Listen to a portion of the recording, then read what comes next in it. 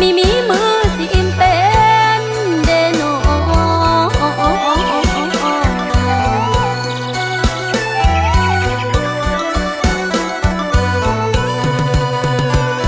สายเอ๋ยคันว่างานจบลงแล้วเสียงเซลเซลพี่น้องสั่งเดอายจังว่าไปละโนจะหวังมีแล้วสิ่งอันซองหลังมีแล้วสิ่งอันซองหลังลาเด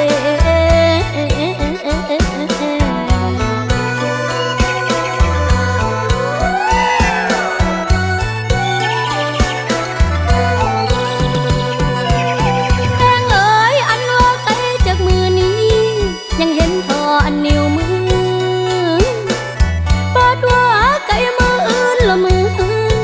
ยังเห็นทออันนิ้วก้อยจังว่าไปมือเล็กละมือน้อยก็เลยจอยซองมีเห็นก็เลยจอยซองมีเห็นอีนา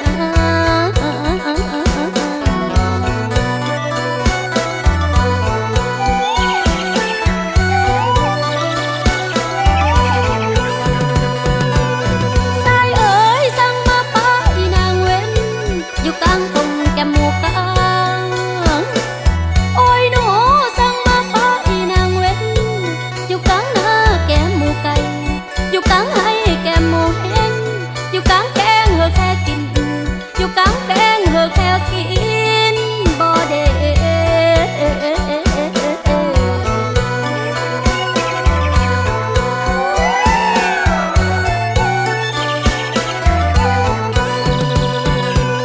แพงเอ๋ยคันว่านกนั้นเข้าไข่ยังเอาแก้มนั้นกายคอนเปิดว่าคันว่านกนั้นเข้านอนยังเอาแก้มนั้นกายไหมจังว่าสาวเมืองวังอังคำน้องนี่นาคนิ่งให้จะเอาแก้มกายผู้เลอจะเอาแก้มกายผู้เลออาย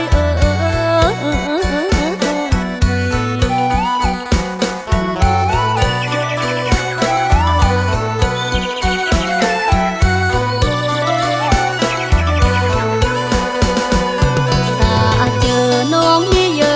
ะจากแต่มันลำบากบ้านมีอยู่เคอเดียวเฮ็ดแนวเลยหักสองเฮาสิมันแนวหัวเจอน้องเหนียวอยากห่มผ้าพื้นลายยานแต่แน่นมีเหอกะยานลายเด้อยานย่อยให้นั้นมีย้อนยานแต่แน่นมีขาดได้ซ้อนปล่อยเหอน้องนอนผิดมอนให้มีเศร้าปล่อยเหอน้องนอนผิดมอนให้มีเศร้าบาดไอเมื่อคิดเห็นหน้าน้องแน่คิดฮอดเขาเคยแวะไว้ถัดแม่ย่านางลาวเจ้าปู่องค์แสนเคยเป็นพยานฮักเฮาด้านนางงอยยังคอยเจ้าด้านเศร้าให้หันให้คือกับน้องคอยเสยได้แต่กังโอบซองคือกับน้องคอยเสยได้แต่กังโอบซอง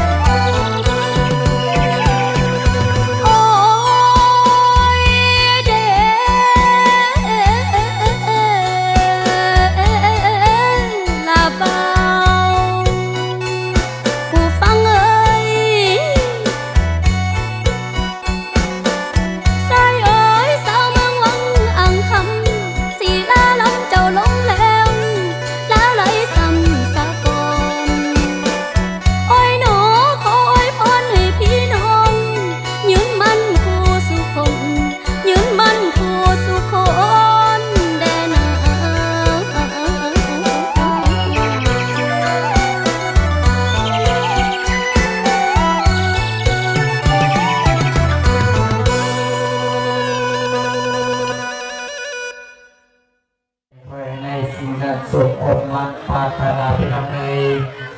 คิดเงินร้อยให้แล้วมาเป็นพันขึ้นเงินพันในกรรมเทศกาลรุ่นละเก่าเครื่องโจอัดทางทะเลพี่น้องเลยนะตั้งบนเหนือตาดอเนี่ย